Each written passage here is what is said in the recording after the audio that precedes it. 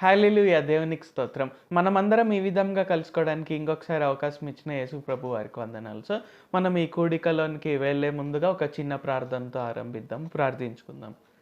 ప్రభువా, దేవా, సర్వాధికారి, మేమందరం ఈ విధంగా కలుసుకోవడానికి ఇంకొకసారి అవకాశం ఇచ్చినందుకు వందనాలు తండ్రి. మీరు మా అందరి జీవితాల్లో ఇంతవరకు చేస్తున్న ప్రతి ఒక్క మేలుని బట్టి మీకు వందనాలు, స్తుతులు, స్తోత్రాలు తండ్రి. మేము కలిసి మిమ్మల్ని ఆరాధించి, స్తుతించి, ఆ తర్వాత మేము మీ నుండి వాక్యోపదేశం వినుచుండగా ఎటువంటి ఆటంకము, ఎటువంటి ఇబ్బంది లేకుండా మీరు మాతో ఏం మాట్లాడాలనుకుంటున్నారో మేము కరెక్ట్‌గా అర్థం చేసుకొనుటకు, మా జీవితాల్లో దాన్ని ఆచరణలో పెట్టుటకు సహాయం చేయండి.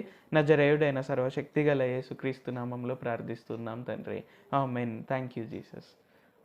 సో, ఇప్పుడు మనము స్తుతికి పాత్రుడా అనే పాట ద్వారా మనం దేవుని ఆరాధించుకొని స్తుతించుకుందాం. ఆ తర్వాత మనము వాక్యోపదేశంలోనికి వెళ్దాము. స్తుతికి పాత్రుడా, ప్రతి క్షణం దివిని దూత గణము పరమున. స్తుతికి పాత్రుడా, ప్రతి క్షణం దివిని దూత గణము పరమున. శుద్ధుడు పరిశుద్ధుడనుచు పొగడుచుండగా, నేను కూడా చేరి నిన్ను స్తుతింతునేసువా.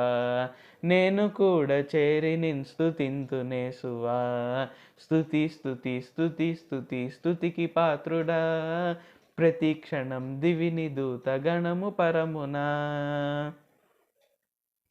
రాజువై ఆ తండ్రితో ఆసీనుడై మహిమ దేహంబుతో నుండగా. రాజువై ఆ తండ్రితో ఆసీనుడై మహిమ దేహంబుతో నుండగా. ధవళ వస్త్ర తేజరాజనా విమోచక, నేను కూడా చేరి నిన్ను స్తుతింతునేసువా.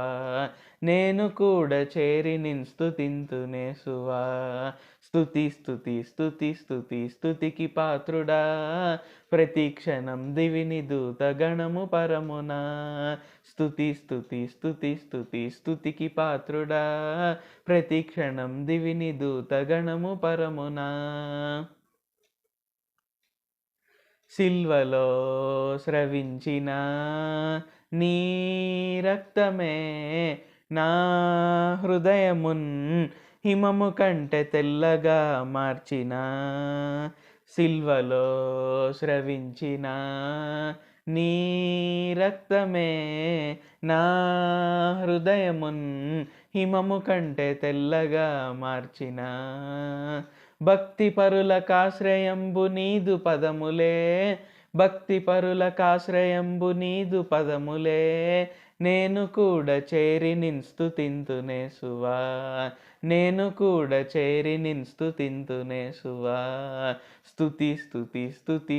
స్తుతికి పాత్రుడా, ప్రతి క్షణం దివిని దూత గణము పరమున. స్తుతికి పాత్రుడా, ప్రతి క్షణం దివిని దూత గణము పరమున. శుద్ధుడు పరిశుద్ధుడనుచు పొగడుచుండగా, నేను కూడా చేరి నిన్ను స్తుతింతునేసువా. స్తుతికి పాత్రుడా, ప్రతి క్షణం దివిని దూత గణము పరమున. స్తుతికి పాత్రుడా, ప్రతి క్షణం దివిని దూత గణము పరమున. హల్లెలూయా! సో, మనం గనుక చూసుకున్నట్లయితే యేసుప్రభు వారు మనందరి కొరకు సిలువలో రక్తం కార్చారు. ఆయన మనందరి పాపాల కొరకు, మన దోషాల కొరకు, మన వ్యసనాల కొరకు, మన బలహీనతల కొరకు, ప్రతి ఒక్క దాని కొరకు ఆయన మరణించారు. సో, మనం ఆయనను నమ్ముకోవడం వలన ఏంటంటే మనము హిమము కంటే తెల్లగా మారతాం. సో, మనల్ని హిమము కంటే తెల్లగా చేస్తున్నారు కాబట్టి ఖచ్చితంగా మనం ఆయనను స్తుతించాలి. ఎందుకంటే మన ప్రతి ఒక్క స్తుతికి ఆయన అర్హుడు.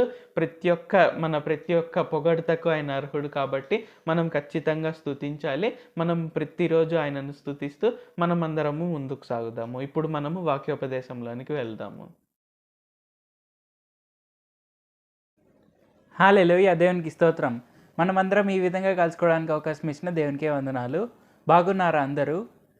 ఇప్పుడు మనము వాక్యోపదేశంలోనికి వెళ్దాము. ఆ వాక్యోపదేశం ఏంటి అంటే యెహోషువ యొక్క జీవితం. యెహోషువ ఎంతటి గొప్ప నాయకుడు మనం చూసుకుందాం. సో ఇప్పుడు మనము మొదటగా సంఖ్యాకాండంలోని 13వ అధ్యాయం చదువుకుందాం. 13వ అధ్యాయంలో 8వ వచనం చదువుకుందాం. ఎఫ్రాయిము గోత్రమునకు నూను కుమారుడైన హోషేయ. సో ఇది చూసుకుంటే ఇది ఎప్పుడు అంటే నూను కుమారుడైన హోషేయ అంటే అప్పుడు యెహోషువ పేరు ఇంకా హోషేయ. హోషేయ అంటే రక్షణ అని అర్థము. హోషేయ అంటే సాల్వేషన్ అని అర్థము.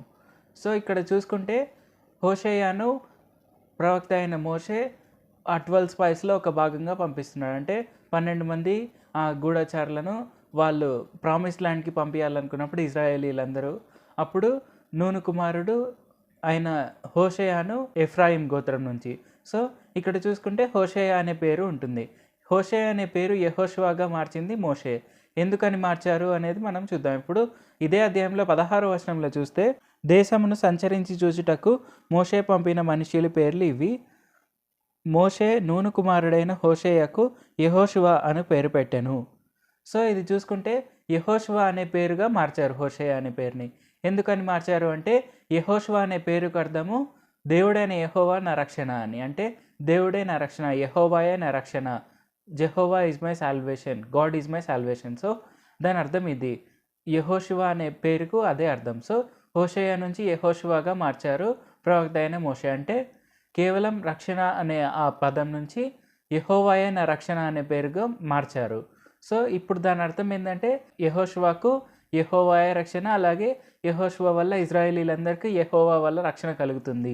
సో ఇది క్లియర్గా ఇక్కడ మనము అర్థం చేసుకోవచ్చు. అంటే ఇక్కడ మనం చూసుకుంటే ఇది ఆల్రెడీ ఒక సీడ్ లాగా. అంటే మోషే తర్వాత నాయకుడు యెహోషువాయే అని మనకు క్లియర్గా అర్థమయ్యేందుకు ఇది ఒక సీడ్ లాంటిది.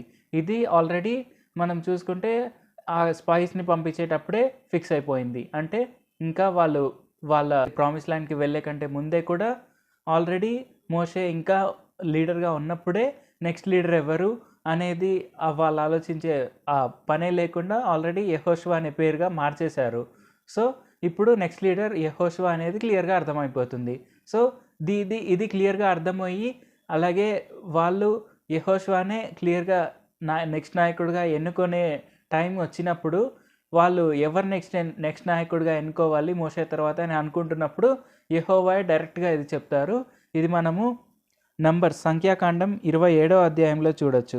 27వ అధ్యాయం 18వ వచనం నుంచి మనం చదువుకుంటే, అందుకు యెహోవా మోషేతో ఇట్లా, నేను నూను కుమారుడైన యెహోషువ ఆత్మను పొందినవాడు. నీవు అతన్ని తీసుకొని అతని మీద నీ చేయి ఉంచి యాజకుడకు ఎలియాజరు ఎదుటను సర్వ సమాజం ఎదుటను అతన్ని నిలువబెట్టి వారి కన్నుల ఎదుట అతనికి ఆజ్ఞ ఇమ్ము.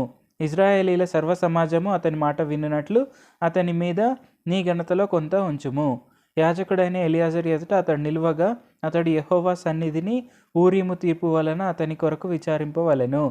అతడును అతనితో కూడా ఇజ్రాయేలీలందరూ అనగా సర్వ సమాజము అతని మాట చొప్పున తమ సమస్త కార్యములను జరుపుచుండవలెను.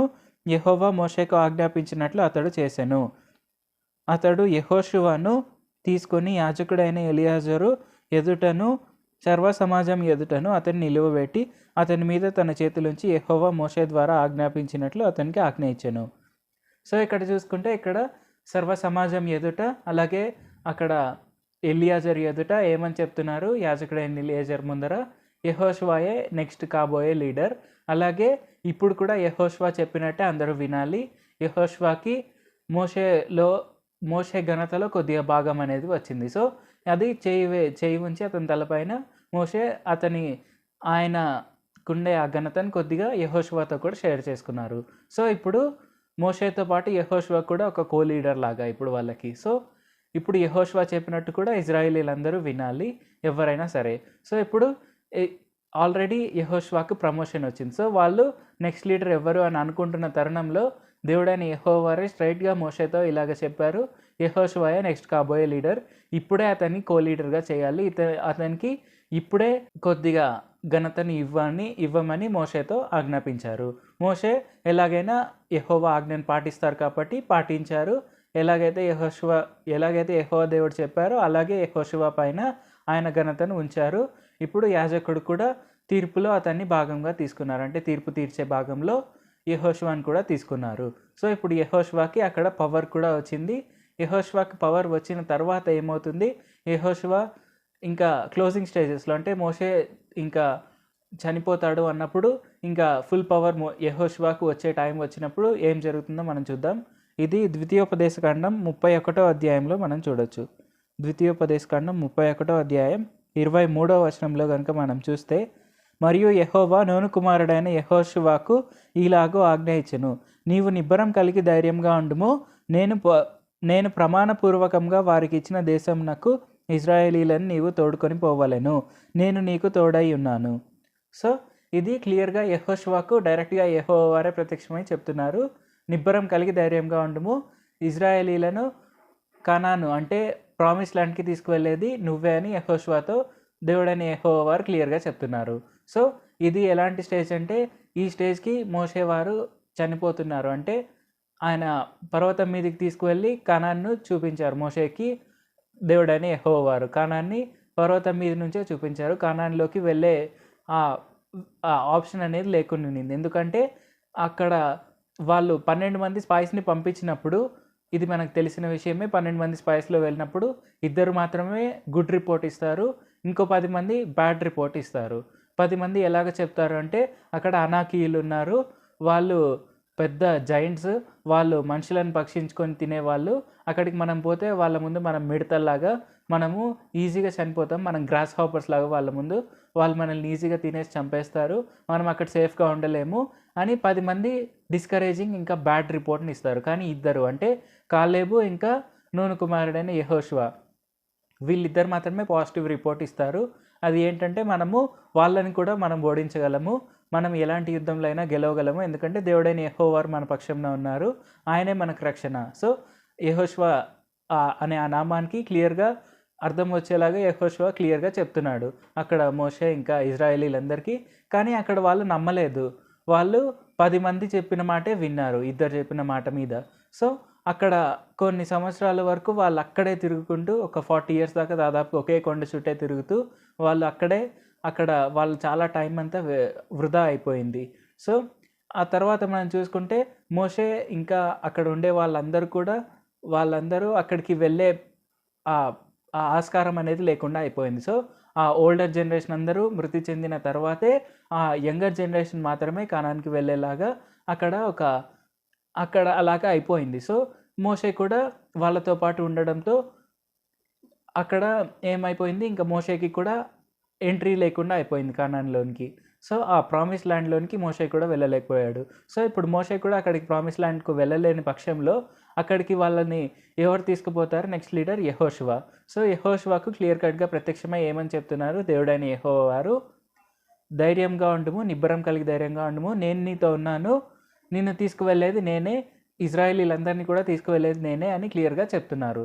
సో ఇక్కడ మనం చూసుకుంటే యెహోవా వారు నెక్స్ట్ లీడర్గా యెహోషువని క్లియర్గా ఎన్నుకున్నారు. అలాగే యెహోషువతో కూడా ఎలాగైతే మోషేతో మాట్లాడారో అలాగే మాట్లాడడానికి ఇష్టపడుతున్నారు. సో ఇప్పుడు యెహోషువ క్లియర్ కట్ నాయకుడు అయిపోయాడు. మనం ఇంకా యెహోషువ గ్రంథం 1వ అధ్యాయంలో చూసుకుంటే ఇదే ఎక్స్పాన్షన్ ఉంటుంది, అంటే ఇదే ఇంకా డీటెయిల్గా రాసింటారు యెహోషువతో ఎలాగ మాట్లాడారు యెహోవా దేవుడు అనేది. ఇది మీరు తప్పక చదువుతారని నేను అనుకుంటున్నాను. ఇప్పుడు మనం టైం బీయింగ్కి చదవట్లేదు, కానీ మీరు తప్పక యెహోషువ గ్రంథం 1వ అధ్యాయం మొత్తం చదవండి, మీకు క్లియర్గా అర్థమవుతుంది దేవుడు ఎలాగా యెహోషువ పక్షంలో ఉన్నారు, అలాగే ఇజ్రాయేలీలందరినీ ఎలాగ తీసుకువెళ్తా అని వాగ్దానం ఇచ్చారు, ఇవన్నీ బాగా క్లియర్గా ఎక్స్ప్లెయిన్ చేసి ఉంటుంది. సో ఇప్పుడు మనం చూసుకుంటే వాళ్ళు ఇంకా మోషే చనిపోయారు. మోషే చనిపోయిన తర్వాత ఇప్పుడు ఫుల్ పవర్ అనేది యెహోషువకు వచ్చింది, ఆయనే ఫుల్ పవర్గా ఉన్న లీడర్. అలాగే యెహోవా వారు కూడా డైరెక్ట్గా మాట్లాడుతున్నారు యెహోషువతో.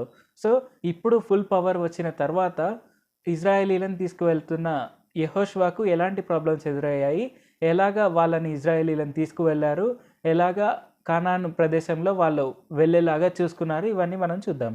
సో మనం చూసుకుంటే ఇజ్రాయేలీలను తీసుకువెళ్తున్నప్పుడు యెహోషువకు ఫస్ట్ ఒక ఇబ్బంది ఎదురవుతుంది, యోర్దాన్ నది. సో మొదటి ప్రాబ్లం యోర్దాన్ నది. యోర్దాన్ నదికి ఆవల సైడ్ వాళ్ళు వెళ్ళాలి, కానీ యోర్దాన్ నది అడ్డంగా ఉంది. సో వాళ్ళు అలాగ వెళ్తున్నప్పుడు ఏమవుతుంది అని వాళ్ళు ప్రార్థించగా ఏమని చెప్తారు యెహోవా దేవుడు? యెహోషువ గ్రంథం 3వ అధ్యాయంలో 7వ వచనం నుంచి చదువుకుందాం. అప్పుడు యెహోవా యెహోషువతో ఇట్లనెను, నేను మోషేకు తోడై ఉండినట్లు నీకును తోడై ఉందును అని ఇశ్రాయేలీయులందరూ ఎరుగునట్లు నేడు వారి కన్నుల ఎదుట నిన్ను గొప్ప చేయ మొదలుపెట్టెదను. మీరు యోర్దాను నీళ్ళద్దరికి వచ్చి యోర్దాన్లో నిలువుడని నిబంధన మందసమును మోయి యాజకులకు ఆజ్ఞాపించుము. సో ఇక్కడ చూసుకుంటే యోర్దాన్ నది అడ్డంగా ఉన్నప్పుడు ఏమని చెప్తున్నారు? నిన్ను గణపరచడం నేను స్టార్ట్ చేస్తాను. అంటే ఎలాగైతే మోషేని గణపరిచారో, అంటే మోషేకి వచ్చిన ఘనత అనేది మామూలు ఘనత కాదు. మోషే అక్కడ సముద్రాన్ని 2 పాయలుగా చేశారు, ఎర్ర సముద్రాన్ని. అలాగే వాళ్ళు 40 రాత్రి పగళ్ళు అదే ఎర్ర సముద్రంలో పొడి నేలపైన నడుచుకుంటూ వెళ్ళారు. ఎప్పుడైతే ఐగుప్తీయులు గుర్రాలతో రథాలతో వచ్చారో వాళ్ళు రాగానే వాళ్ళు అందులో మునిగి చనిపోయారు. సో ఇక్కడ చూసుకుంటే అంతటి గొప్ప ఘనత వచ్చింది.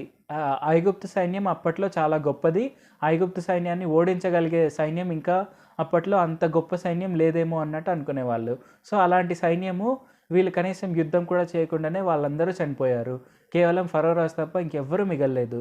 సో అంతటి దారుణ పరాజయంని ఐగుప్తుకు హ్యాండ్ చేశారు. సో మోషే ఇంకా ఇజ్రాయేలీలందరూ. సో అలాంటి గొప్ప ఘనత అనేది మోషేకి వచ్చింది. సో అలాంటి గొప్ప ఘనత యెహోషువకు కూడా ఇస్తాను, నిన్ను ప్రజలందరి ఎదుట, ఇజ్రాయేలీల ఎదుట, అలాగే ప్రపంచం అంతటి ఎదుట కూడా గణపరచ మొదలుపెట్టుచున్నాను అని దేవుడు ఇక్కడ వాగ్దానం ఇచ్చారు. సో వాగ్దానం ఇచ్చిన దేవుడు తప్పక నెరవేరుస్తారు. అది ఎలాంటి ఇబ్బంది అయినా సరే అది ఖచ్చితంగా సాల్వ్ అయిపోతుంది, ఎందుకంటే దేవుడు వాగ్దానం ఇచ్చారు కాబట్టి. సో ఇక్కడ యెహోషువకు క్లియర్ కట్గా వాగ్దానం ఇచ్చారు ఏంటంటే, నేను నిన్ను గణపరచడం మొదలు పెడతాను అని. సో అలాగా దానిలో భాగంగా ఏమని చెప్తున్నారు? యోర్దాన్ నదిలోనికి, అంటే యోర్దాన్ నదిలోకి కాళ్ళు మునిగేలాగా వీళ్ళు ఎవరు? యాజకులు ఇంకా నిబంధన మందసంను మోయేవారు నీళ్ళలోనికి దిగాలి. సో వాళ్ళు దిగి ఏం చేయాలి? ఆ నిబంధనను పైకెత్తి దేవుణ్ణి స్తుతించాలి. వాళ్ళు అలాగా స్తుతించినప్పుడు ఏమవుతుంది? అక్కడ నీళ్ళ స్ట్రీమ్ అనేది ఆగిపోతుంది. అంటే కొన్ని మైల్స్ దూరంలో ఒక దగ్గర డ్యామ్ క్లోజ్ చేసినట్టు రివర్ అనేది ఆగిపోతుంది. సో రివర్ అనేది అక్కడ ఆగిపోయినప్పుడు ఈ రివర్ స్ట్రీమ్ అనేది ఏదైతే ఉంటుందో, ఈ అప్ స్ట్రీమ్, ఇవన్నీ కంప్లీట్గా ఆగిపోతుంది. ఆ నీళ్ళు అనేవి ఇంకిపోయి వాళ్ళకి పొడి నేలగా అవుతుంది, దాంట్లో నడిచి వెళ్ళాలి. సో అది ఇక్కడ క్లియర్ కట్ ప్లాన్. సో కానీ మనం చూసుకుంటే యెహోషువ ఇది వరకు ఏం చూశారు? ఎర్ర సముద్రం మార్గంలో వెళ్తున్నప్పుడు మోషే ప్రార్థించగానే ఎర్ర సముద్రం అనేది 2 పాయలుగా చీలింది, వాళ్ళు నడుచుకుంటూ వెళ్ళారు ఇజ్రాయేలీలు. కానీ ఈసారి కూడా అలాగని సముద్రం ముందర ఉన్నప్పుడు ఈసారి కూడా అలాగే అవుతుందేమో అని ఎక్స్పెక్ట్ చేయొచ్చు. ఎందుకంటే ఆల్రెడీ ఒక సొల్యూషన్ అనేది వచ్చిన తర్వాత, మనకు ఒక లాక్ ఉన్నప్పుడు ఒక కీ దొరికిందంటే ఇంకా నెక్స్ట్ టైం కూడా అదే లాక్కి అదే కీ పెట్టాలని అనుకుంటాం. కానీ అక్కడ అలాంటి సొల్యూషన్ లేదు.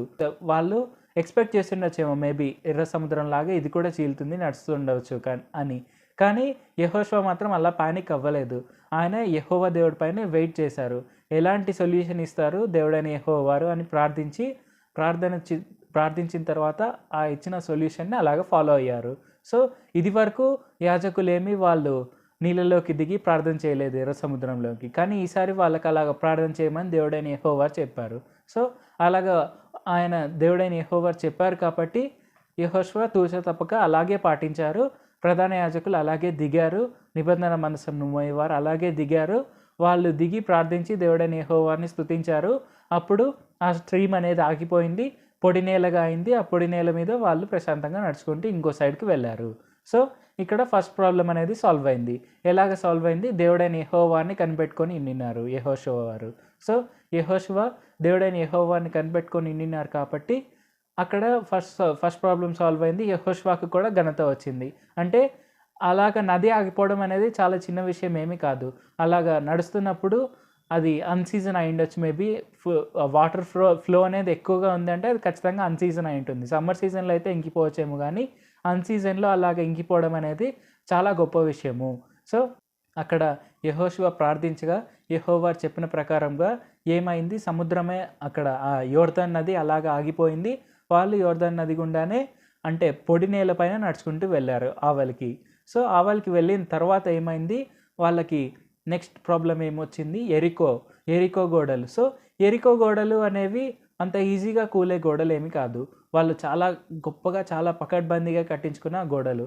సో ఆ గోడలని పగలగొట్టడం అనేది చాలా సైన్యాల వల్ల కూడా అయిండకపోవచ్చు. ఎందుకంటే వాళ్ళకి అదొక ఘనత కారణంగా, అంటే వాళ్ళు ఒక గర్వకారణంగా వాళ్ళెప్పుడు ఎరికో వాళ్ళు అనుకుంటారు. అంటే మా గోడలను ఎవ్వరు పగలగొట్టలేరు అన్నట్టు వాళ్ళు చాలా ధీమాగా లోపల ఉంటారు. వాళ్ళ సైన్య బలం అవన్నీ ఎంత అనేది అది సెకండరీ థింగ్. కానీ వాళ్ళకు వాళ్ళ గోడలే వాళ్ళ స్ట్రెంగ్త్. సో, ఆ స్ట్రెంగ్త్ వాళ్ళకి ఇప్పుడు యెహోషువకు అడ్డంగా ఉంది. అంటే వాళ్ళు వెళ్ళే మార్గంలో నెక్స్ట్ స్టాపింగ్ వచ్చేసి ఎరికో. ఆ ఎరికో గోడలు వాళ్ళకి అడ్డంగా ఉన్నప్పుడు ఏం చేశారు? ఇప్పటికే చాలా యుద్ధాల్లో పార్టిసిపేట్ చేశారు యెహోషువ వారు. అంటే మోషే ఉన్నప్పుడు అనేక యుద్ధాల్లో పార్టిసిపేట్ చేశారు. యెహోషువకు పరాక్రమం గల బలాఢ్యుడు అనే ఒక ట్యాగ్ కూడా ఉంటుంది. అంటే ఒక ఫియర్స్ వారియర్ యెహోషువ. యెహోషువ అలాంటి ఫియర్స్ వారియర్‌గా ఉన్నప్పుడు చాలా సింపుల్ అయిన విషయమే. అంటే అనుకుంటే వెళ్ళి ఎరికోతో యుద్ధాన్ని ప్రకటించిండొచ్చు. వాళ్ళు యుద్ధాన్ని గెలిచేవారు కూడా ఏమో మేబీ. కానీ అలాగ చేయలేదు. ఆయనకు ఇంతకుముందు జరిగిన అన్ని యుద్ధాల్లో గెలిచిన ఎక్స్‌పీరియన్స్ ఉన్నా కూడా ఆయన ఈజీగా ఓడించగలనేమో అనే ఆ యొక్క ఛాన్స్ ఉన్నా కూడా ఆయన ఛాన్స్‌ని తీసుకోలేదు. ఎందుకు తీసుకోలేదు? దేవుడైన యెహోవా చెప్పలేదు కాబట్టి. దేవుడైన యెహోవా కోసం వెయిట్ చేశారు. దేవుడైన యెహోవా చెప్పిన ప్రకారంగానే చేయాలి అని భావించారు. అది మనం చూసుకుంటే 5వ అధ్యాయం ఎండింగ్‌లో, యెహోషువ గ్రంథం 5వ అధ్యాయం ఎండింగ్‌లో ఏమని ఉంటుంది? 13వ వచనం నుంచి మనం చూసుకుంటే, యెహోషువ యెరికో ప్రాంతంలో ఉన్నప్పుడు అతడు కన్నులెత్తి చూడగా దూసిన కత్తి చేత పట్టుకొని ఉన్న ఒకడు అతని ఎదుట నిలిచి ఉండెను. యెహోషువ అతని యొద్దకు వెళ్ళి, నీవు మా పక్షంన నున్నవాడవా, మా విరోధుల పక్షంన నున్నవాడవా అని అడుగగా అతడు కాదు, యెహోవా సేనాధిపతిగా నేను వచ్చి ఉన్నాననెను. యెహోషువ నేల మట్టుకు సాగిలపడి నమస్కారం చేసి, నా ఏలినవాడా, తన దాసునికి సెలవిచ్చినదేమని అడిగెను. అందుకు యెహోవా సేనాధిపతి, నీవు నిలిచి ఉన్న ఈ స్థలం పరిశుద్ధమైనది, నీ పాదరక్షలను తీసివేయమని యెహోషువతో చెప్పగా యెహోషువ అలాగు చేసెను. సో, ఇక్కడ మనం చూసుకుంటే యెహోషువ వెయిట్ చేస్తున్నారు. యెరికో ప్రాంతంలోనికి వెళ్ళి అక్కడ స్టాక్ చేస్తున్నారు. ఎలాగ ఉంటుంది, అక్కడి నుంచి మనం ఎలాగ వెళ్ళాలి అని దేవుడైన యెహోవా గారి కాల్ కోసం వెయిట్ చేస్తున్నారు. అంటే ఆయన పిలుపునిచ్చినప్పుడే మనం యుద్ధానికి వెళ్ళాలి. ఆయన పిలుపు ఇచ్చిన తర్వాతే మనం యుద్ధం చేసి గెలుస్తాము. ఎందుకంటే ఆయన మన పక్షంలో ఉన్నప్పుడు మనము ఓవర్‌టేక్ చేయకూడదు ఆయన చెప్పేదానికి అని వెయిట్ చేస్తున్నారు. సో, మనకు కూడా కొన్ని ఇబ్బందులు ఉండొచ్చు. సో, మనకు అది ఈజీగా సాల్వ్ చేసేయొచ్చు అని మనకు అనిపిస్తూ ఉండవచ్చు. కానీ మనం ఎప్పుడు దేవుడైన దేవుడైన యేసుప్రభువు వారు చెప్పే కాల్ కోసం వెయిట్ చేయాలి. దేవుడైన యేసుప్రభువు వారి చిత్తం కాదని మనకు అర్థమైన తర్వాత ఒకసారి మనం వెళ్ళి ట్రై చేసినా కానీ ఏమవుతుందంటే, అది ఎంతటి సింపుల్‌దైనా కూడా మనకి అత్యంత ఘోర పరాభవం కలిగి మనకు హ్యూమిలియేషన్ జరిగే అవకాశం అనేది ఉంటుంది. అంటే మనం బాగా ఇబ్బంది పడే పరిస్థితులు రావచ్చు. సో, మనం అలాగ ఉండకూడదు. మనం ఎప్పుడు దేవుడైన యేసుప్రభువు వారి చిత్తం కోసం, దేవుడైన యేసుప్రభువు వారి కాల్ కోసం వెయిట్ చేయాలి. దేవుడైన యేసుప్రభువు వారి పిలుపు కోసం వెయిట్ చేయాలి. సో, అది ఎంతటి సింపుల్‌దైనా కానీ ఒకవేళ దేవుడైన యేసుప్రభువు వారు వద్దన్నారంటే అది వద్దని అర్థం అంతే. సో, అది మనము ఇలా చిటికెలో సాల్వ్ చేసేయగలము అని మనకు అనిపించినా కూడా మనం అలా చేయకూడదు. ఎందుకంటే దేవుడైన యేసుప్రభువు వారి ప్లాన్ ఇంకా గొప్పది. మన ప్లాన్ ఎప్పుడు మనకు చాలా గొప్పగా అనిపించవచ్చు. కానీ అది ఎప్పుడు అది చాలా షార్ట్ టర్మ్‌గానే ఉంటుంది. సో, అదే దేవుడైన యేసుప్రభువు వారి ప్లాన్ ఎలాగుంటుంది అంటే అది లాంగ్ టర్మ్ ప్లాన్‌గా ఉంటుంది. అది లైఫ్ లాంగ్ గుర్తుండిపోయేలాగా ఉంటుంది. మనం అనుకునే ప్లాన్స్ అప్పుడప్పుడు షార్ట్ టర్మ్‌గా ఉంటాయి, లాంగ్ టర్మ్‌గా ఉంటాయి, వాటెవర్. కానీ మనకు చాలా విషయాలు తెలీదు. మనకు ఎంతో జ్ఞానం ఉందని మనం అనుకోవచ్చు. కానీ మన జ్ఞానము దేవుడైన దేవుడైన యేసుప్రభువు వారి జ్ఞానం ముందు వెర్రితనమే. ఇది మనం కొరింథీయుల్లో కూడా చూడవచ్చు. సో, ఏంటంటే దేవుడైన యేసుప్రభువు వారు మనకు అంత గొప్ప ప్లాన్ కలిగి ఉన్నప్పుడు ఆయన ప్లాన్‌ని మనం ఓవర్‌టేక్ చేసి మనం ఏదో సాధించేస్తాం అనుకోవడం అది మన ఫూలిష్‌నెస్ అవుతుంది. సో, మనం అలాగ ఎప్పుడు చేయకూడదు. మనకు ఎంత సింపుల్‌గా సాల్వ్ చేయగలము అని మనం అనుకున్నా కానీ దేవుడైన యేసుప్రభువు వారి కాల్ కోసం, దేవుడైన యేసుప్రభువు వారి పిలుపు కోసం మనం ఎల్లప్పుడూ వెయిట్ చేయాలి. అది అలాగ వెయిట్ చేయడం వల్ల మనకు టైం వేస్ట్ అవుతుంది అని మనం అనుకోకూడదు. ఎందుకంటే దేవుడైన యేసుప్రభువు వారు మనల్ని సిద్ధపరుస్తున్నారు. దేవుడైన యేసుప్రభువు వారు మనల్ని సిద్ధపరిచిన తర్వాత మనకు వచ్చే విజయం చాలా చిన్నగా అసలు ఉండదు. అది అంతా ఇంతగా ఉండదు. అది చాలా గొప్పగా, చాలా ఘనంగా జనరేషన్స్ మాట్లాడుకునేలాగా ఉంటుంది. ఇప్పుడు ఎలాగైతే యెహోషువ వారు వెయిట్ చేశారో దేవుడైన యేసుప్రభువు వారు, దేవుడైన యెహోవా వారికి ఒక పిలుపు కోసము, అలాగ వెయిట్ చేసినప్పుడు నెక్స్ట్ టైం అవుతుందో అది మనకు తెలిసిన విషయమే. సో, ఇక్కడ చూసుకుంటే యెహోవా సేనాధిపతి వచ్చినప్పుడు నేల మట్టుకు సాగిలపడి ఆయనకు నమస్కారం చేసి ఆయన చెప్పిన వెంటనే ఆయన చెప్పులను తీసివేసి, అంటే యెహోషువ చెప్పులను తీసివేసి ఆయనకు ప్రాపర్ రెస్పెక్ట్ అనేది ఇచ్చారు. సో ఇక్కడ చూసుకుంటే ఆయనకు మేబీ పర్టిక్యులర్ లీడర్ అనుకుంటే మనము నార్మల్ లీడర్ అంటే ఎన్నో యుద్ధాలు గెలిచిన ఒక లీడరు ఒక నార్మల్ సైనికుడు కనిపించాడు అనుకుంటే, ఒక సైన్యాధిపతి కనిపించాడు అనుకుందాం. సో ఒక సైన్యాధిపతి కనిపించినప్పుడు వాళ్ళు ఏం చేస్తారు, వాళ్ళంత రెస్పెక్ట్ ఇయ్యరు. ఎందుకంటే ఇక్కడ లీడర్ కాబట్టి. లీడర్కి సైన్యాధిపతి కనిపించినప్పుడు వాళ్ళంత రెస్పెక్ట్ ఇయ్యరు. కొంతమంది ఈగోయిస్టిక్గా కూడా ఉండవచ్చు. కానీ యెహోషువ మాత్రం అలాగ చేయలేదు. దేవుడైన యెహోవా సైన్యాధిపతి వచ్చినా కూడా నేల మటుకు సాగిలపడి ఆయనకు నమస్కారం చేసి ఆయన చెప్పినట్టు చేశారు. సో అది ఆ వినయం కూడా మనం కలిగి ఉండాలి. ఆ వినయం కూడా మనకు చాలా చాలా ఇంపార్టెంట్. ఆ వినయం మనం కలిగి ఉన్నప్పుడు ఏమవుతుందంటే మనం ఇంకా గొప్ప గొప్ప ఆశీర్వాదాలను పొందుకోవచ్చు. మనం ఇంకా చాలా థింగ్స్ అన్లాక్ చేయవచ్చు మన జీవితంలో. సో మనం ఒకవేళ ఒక లీడర్గా ఉండాలి అని మనం అనుకుంటే యెహోషువని కూడా మనము ఖచ్చితంగా రోల్ మోడల్గా తీసుకోవచ్చు. ఎందుకంటే యెహోషువ ఒక ప్రాపర్ లీడర్, ఒక పర్ఫెక్ట్ లీడర్. సో ఆయన ఇజ్రాయేలీల కోసం చేయని పని అంటూ ఏమీ లేదు. ఇజ్రాయేలీల కోసం ఖచ్చితంగా ప్రతి ఒక్క విషయం ఆయన పవర్లో ఉన్నదంతా చేశారు కాబట్టి ఇజ్రాయేలీలు కనాన్ దేశంలోకి వెళ్ళారు. అక్కడ వాళ్ళు సంతోషంగా జీవించగలిగారు. సో ఇక్కడ చూసుకుంటే ఇజ్రాయేలీలు ఆయన నాయకత్వంలో ఉన్నప్పుడు వాళ్ళు ఎవరు తప్పిపోలేదు కూడా. వాళ్ళందరూ దేవుడైన యెహోవా పైన ఏకకంఠంగా విశ్వాసం కలిగి ఉన్నారు. సో అలాగా మనం కూడా జీవించాలి. మనం కూడా లీడర్గా ఉన్నప్పుడు మన కింద పనిచేస్తున్న వాళ్ళందరూ కూడా దేవుడైన యేసుప్రభువు వారిని నమ్మాలి. అలాగే వాళ్ళు కూడా ఎల్లప్పుడూ దేవుడైన యేసుప్రభువు వారితోనే సమయం గడుపుతూ అనేకులను యేసుప్రభువు వారి మార్గంలో నడిపించేలా కూడా ఉండాలి. ఇది మనం తప్పక గుర్తుపెట్టుకోవాల్సిన విషయము. సో ఎలాగైతే యెహోషువ వెయిట్ చేశారో, అలాగే యెహోషువ హ్యూమిలిటీ కలిగి ఉన్నారో, అలాగే మనం కూడా దేవుడైన యేసుప్రభువు వారి పిలుపు కోసం వెయిట్ చేయాలి. అలాగే హ్యూమిలిటీ అనేది తప్పక కలిగి ఉండాలి. మనము గర్వం కలిగి ఉంటే అది మనకు ఖచ్చితంగా నాశనానికే దారితీస్తుంది. ఇది మనం సామెతల్లో కూడా చూడవచ్చు. నాశనంకు ముందు గర్వం నడుచును, అలాగే ఘనతకు ముందు వినయం ఉండును. అంటే దేవుడైన యేసుప్రభువు వారు మనకి ఇచ్చే ఘనత ముందు మనకేముండాలి, వినయం అనేది ఉండాలి. సో మనం గర్వపడితే అది తప్పక అది నాశనానికే దారితీస్తుంది. కానీ మనం వినయం కలిగి ఉంటే మనకు ఘనత అనేది వస్తుంది. సో ఆ ఘనత అనేది అంతా ఇంత ఘనత కాదు, మామూలు మనుషులు ఇచ్చే ఘనత కాదు, దేవుడైన యేసుప్రభువు వారు ఇచ్చే ఘనత. దేవుడైన యేసుప్రభువు వారు ఎవరినైనా ఘనపరచాలి అనుకుంటే అది చాలా గొప్ప ఘనత, అది ద బెస్ట్ ఘనత అయి ఉంటుంది. అంటే అంతకంటే గొప్పగా ఇంకెవ్వరు ఘనపరచలేరు ఎవరిని. సో దేవుడైన యేసుప్రభువు వారు అనుకుంటే ఒక మనిషిని ఆయన ఎంత గొప్పగా ఆశీర్వదించగలరో ఆ ప్రపంచంలోనే నెంబర్ 1 ప్లేస్లో పెట్టగలరు. సో అంతటి గొప్ప సామర్థ్యం ఉన్న దేవుడు మన దేవుడు. మన దేవుడు తప్పక మనల్ని కనపరిచేది ఎప్పుడు అంటే మనం వినయం కలిగి ఉన్నప్పుడు. ఇది మనం తప్పక గుర్తుపెట్టుకొని యెహోషువ వారి వల్లే మనము వినయం కలిగి జీవించాలి. వినయం అనేది మనకు చాలా చాలా ఇంపార్టెంట్. సో తప్పక అందరూ వినయం కలిగి ఉంటారు. అలాగే యెహోషువ వారి వల్లే అందరూ తప్పక దేవుడైన యేసుప్రభువు వారి చిత్తం కోసం వెయిట్ చేస్తున్నారు. దేవుడైన యేసుప్రభువు వారి పిలుపు కోసం వెయిట్ చేస్తున్నారని నేను భావిస్తున్నాను. సో దేవుడైన యేసుప్రభువు వారు చెప్పినట్టు మనం పాటించాలి. అది తప్పక మనం చేయవలసిన విషయము. సో ఇది అందరూ గుర్తుపెట్టుకోవాలని భావిస్తున్నాను.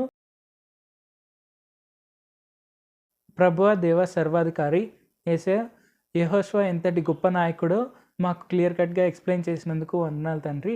యేసయ్య మాతో ఈ గొప్ప వాక్యాన్ని తెలియపరిచినందుకు వందనాలు తండ్రి. ఇప్పుడు వాక్యం వింటున్నందరూ తప్పక యెహోషువ వలె వాళ్ళు వినయం కలిగి ఉంటారు, అలాగే వాళ్ళు ఒబీడియన్స్ కలిగి ఉంటారు, అలాగే వారు మీ చిత్తాన్ని నెరవేరుస్తారు, అలాగే మీ మార్గంలోనే ఎల్లప్పుడూ నడుస్తారు, తగ్గింపు కలిగి ఉంటారు, అలాగే వాళ్ళు ఎల్లప్పుడూ మీకే స్తుతి అర్పణ అర్పిస్తూ ఉంటారు. అలాగే మీరు చెప్పిన ప్రతి ఒక్క విషయాన్ని వారు పాటిస్తారు అని మీరు మాకు తెలియపరిచినందుకు వందనాలు తండ్రి. అలాగ పాటించేలాగా కూడా వారు ఉండేందుకు సాయం చేయండి వాక్యం వింటున్నందరూ. అలాగే యేసయ్య, యెహోషువ ఎంతటి ప్రాబ్లమ్స్ వచ్చినా కూడా మీ మార్గంలోనే నడిచారు తండ్రి. యేసయ్య, అది ఎలాంటిదైనా కానీ, యోర్దాను నది ముందర ఉన్న, ఎరికో గోడలు ఉన్నా, ఎలాంటి ఇబ్బంది ఉన్నా కానీ ఆయన ఎల్లప్పుడూ మీ మార్గంలోనే నడిచారు తండ్రి. అలాగే ఇజ్రాయేలీలందరినీ కూడా మీ మార్గంలోనే నడిపించారు తండ్రి. అలాంటి నాయకత్వపు లీడర్షిప్ స్కిల్స్ మాకు కూడా దయచేయండి తండ్రి. ఆ నాయకత్వ పటిమ మాకు దయచేయండి. మేము కూడా మీ మార్గంలోనే అనేకులను నడిపించే వారి వల్లే ఉండేందుకు సాయం చేయండి. మేము చెప్పే ప్రతి ఒక్కరూ మీ మార్గంలోనే నడిచేందుకు కూడా సాయం చేయండి. యేసయ్య, తప్పక అందరూ మీ మార్గంలోనే నడుస్తూ మీకే గొప్ప సాక్షులుగా ఈ భూమి మీద అందరూ జీవించేందుకు సాయం చేయండి వాక్యం వింటున్నందరూ. అలాగే యేసయ్య, మీరు మాకు ఇచ్చిన వాగ్దానాన్ని బట్టి నేను ఇప్పుడు ప్రార్థించే ప్రతి ఒక్కరికి ఎలాంటి ఇబ్బంది అయినా కానీ యేసు నామములో ఇప్పుడే పోవునుగాక. వారికి ఎలాంటి రోగాలైనా యేసు నామములో ఇప్పుడే వారిని వదిలి వెళ్ళిపోవునుగాక. అది అప్పులైనా యేసు నామములో ఇప్పుడే సాల్వ్ అయిపోవునుగాక. వారికి ఇప్పుడే గొప్ప ఫైనాన్సెస్ కలుగునుగాక. వారికి ఇప్పుడే ఆరోగ్యం కలుగునుగాక. వారికి ఇప్పుడే హెల్తీ అండ్ వెల్తీ ఉండే లైఫ్ అనేది ఇప్పుడే వచ్చునుగాక. వాళ్ళు ఎప్పుడూ మీ మార్గంలోనే నడుచుదురుగాక. ఇది తప్పక నెరవేరుతుంది అని నేను భావించి ప్రార్థిస్తున్నాను తండ్రి. మమ్మల్ని ఈ దేశానికి, ఈ ప్రపంచానికి ఆశీర్వాదకరంగా నిలపండి. నజరేయుడైన యేసు నామములో ప్రార్థిస్తున్నాను తండ్రి. ఆమేన్. Thank you Jesus. సో ఇప్పుడు మనం చూసుకున్న ప్రకారంగా యెహోషువ అనే ఒక గొప్ప నాయకుడు మనకు ఎంత ఇన్స్పిరేషన్గా ఉంటుంది అని మనము క్లియర్గా తెలుసుకున్నాము. సో ఇది మనం రెండవ భాగంలో కూడా చూద్దాము. ఎలాగంటే యెహోషువ ఇంకా గొప్ప గొప్ప కార్యాలు ఏమేమి చేశారో ఇవన్నీ మనం రెండో భాగంలో కూడా చూడవచ్చు. సో ఇప్పుడు ఈ వాక్యం వింటున్న అందరికీ వాక్యం బాగా అర్థమైందని నేను భావిస్తున్నాను. మనం నెక్స్ట్ టైం కలుసుకునే వరకు దేవుడు మనల్ని అందరినీ ఆశీర్వదించును గాక. ఇప్పుడు మనం ఒక పాట పాడుకొని దేవుని స్తుతించి ఈ కోడికను ముగించుకుందాం. హల్లెలూయా. ఇప్పుడు విన్న వాక్యం మీకు అర్థమైందని నేను భావిస్తున్నాను.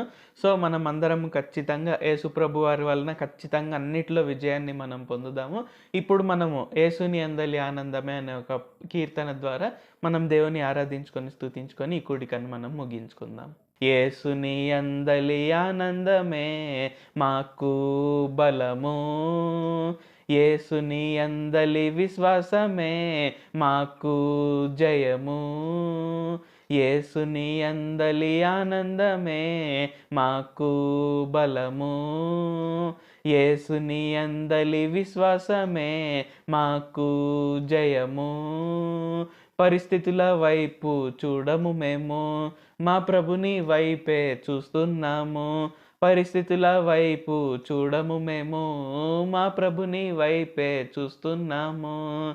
ఈ తుఫానుకు ఎంతెంతో పైన కూర్చొని ఉన్నాం మేమే పరలోకాన, ఫలితం మేమెప్పుడో చూచాం కదన్నా అత్యధిక విజయమన్నా. మధ్యలో ఏమైతే మాకెందుకంట, చివరికి గెలిచేది మనమే కదంట. ఎంతటి శ్రమ అయినా దాన్నెంతో మించిన అత్యధిక మహిమట. యేసుని యందలి ఆనందమే మాకు బలము, యేసుని యందలి విశ్వాసమే మాకు జయము, యేసుని యందలి ఆనందమే మాకు బలము, యేసుని యందలి విశ్వాసమే మాకు జయము. శ్రమయే వచ్చిందా దానిని మించేటి అద్భుతము చేస్తాడు నీ దేవుడు. శ్రమయే వచ్చిందా దానిని మించేటి అద్భుతము చేస్తాడు నీ దేవుడు. మునుపే లేనట్టి ఊహకు మించేటి భీకర క్రియలను చూపిస్తాడు. మునుపే లేనట్టి ఊహకు మించేటి భీకర క్రియలను చూపిస్తాడు. 5 రాజులు అడ్డంగా తెగబడి, 5 రాజులు అడ్డంగా తెగబడి ఉకిరిబికిరి చేద్దామని జితుల మారి వ్యూహాలతో యెహోషువ పైకి దండెత్తగా సూర్య చంద్రులను ప్రభు నిలిపేనే. పోరు జరుపుటకు వెలుగిచ్చేనే, వెలుగు క్రింద చీకటే నశించేనే. నిలువలేక పారిపోయి హతమాయేనే, వెలుగు క్రింద చీకటే నశించెనే. నిలువలేక పారిపోయి హతమాయేనే. సూర్యుణ్ణే ఆపిన ఆ గొప్ప దేవుడు నిన్ను కాపాడలేడా. యేసుని యందలి ఆనందమే మాకు బలము, యేసుని యందలి విశ్వాసమే మాకు జయము, యేసుని యందలి ఆనందమే మాకు బలము, యేసుని యందలి విశ్వాసమే మాకు జయము. పరిస్థితుల వైపు చూడము మేము, మా ప్రభుని వైపే చూస్తున్నాము. పరిస్థితుల వైపు చూడము మేము, మా ప్రభుని వైపే చూస్తున్నాము. ఈ తుఫానుకు ఎంతెంతో పైన కూర్చొని ఉన్నాం మేమే పరలోకాన, ఫలితం మేమెప్పుడో చూచాం కదన్నా అత్యధిక విజయమన్నా. మధ్యలో ఏమైతే మాకెందుకంట, చివరికి గెలిచేది మనమే కదంట, ఎంతటి శ్రమ అయినా దాన్నెంతో మించిన అత్యధిక మహిమట. యేసుని అందలి ఆనందమే మాకు బలము, యేసుని అందలి విశ్వాసమే మాకు జయము, యేసుని అందలి ఆనందమే మాకు బలము, యేసుని అందలి విశ్వాసమే మాకు జయము. హల్లెలూయా. సో యేసుప్రభు వారే స్వయంగా సృష్టికర్తే ఆయన మనలో పరిశుద్ధాత్మ రూపంలో ఉన్నప్పుడు మనం దేనికి చింతపడవలసిన పని లేదు.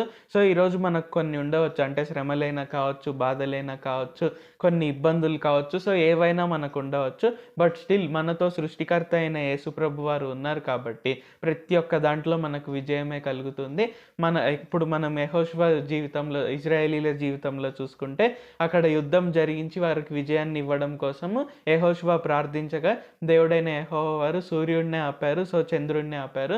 సో ఖచ్చితంగా మన కోసం ఆయన ఏదైనా చేయడానికి సిద్ధంగా ఉన్నారు కాబట్టి మన భారాలన్నీ మనం ఆయన పైన మోపి మనం ఎటువంటి చింత లేకుండా మనం హ్యాపీగా జీవించాలనేది యేసుప్రభు వారి యొక్క చిత్తము. సో మనం ఆ విధంగా జీవిస్తూ మనం అందరం ముందుకు సాగుతాం. సో మనం అందరం తిరిగి కలుసుకునే వరకు యేసుప్రభు వారు మనల్ని అందరినీ ఆశీర్వదించును గాక. ఆమేన్. Thank you Jesus.